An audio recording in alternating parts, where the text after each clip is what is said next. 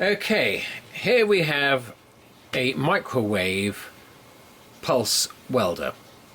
Now I say pulse welder, and that is because these circuit boards, one there and one down there, they work on pulse width modulation to control how much power is going to your tip.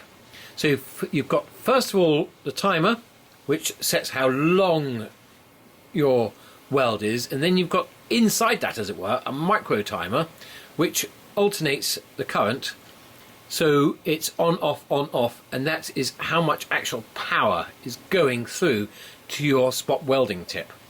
And I can show you that here. Right, on this bottom one, which is the board up the top, you've got 50-30. 50 is the amount of time, 30 is the amount of energy. Right, and I've also got another one at the top here, and as you can see, that is the time again. Number one is 0.49 and the current is 99.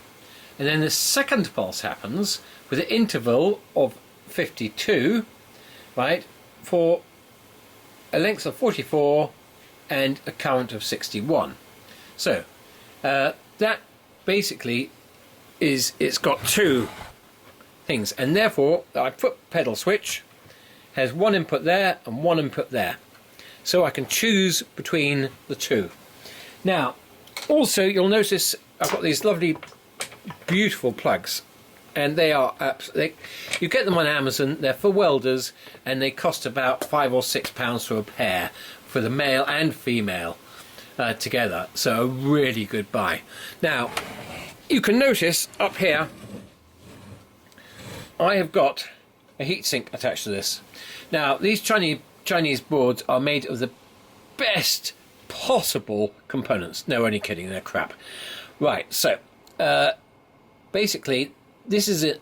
You've got to put a heatsink on this because it'll burn out and overheat everything, and you've got to have a sodding greatly powerful fan, and you can hear my fan going when I connect it here. Now one thing, there we go. Okay, now one thing is these heat sinks will go live on both of these. There's the other one in the corner here, and it's got white insulation in case it suddenly decides to touch the case. Now the whole case must be earthed in the mains, and you must have an earth leakage trip switch. Very important. Also in these, this must not be loose, must be nice and tight, and you can leave in, if you wish, the shunt, which is basically a piece of cast iron which is below these coils. That's up to you. So what we've got here is you've got your 9-volt AC supply. You cannot run these boards off 9-volt DC or 12-volt DC. It will not work. It's got to be AC. Very, very, very important.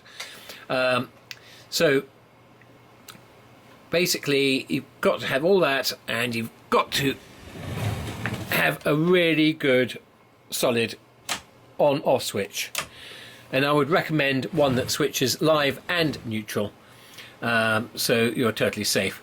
And under here I've got another 12-volt supply, but that's DC to supply 3 amps to my 3 amp 12-volt fan. So this is not the type of fan that you get in a normal computer case. It is, in fact, it's 21 watt, so that's what, 2 point something amps, I'd guess. So that is a really powerful fan.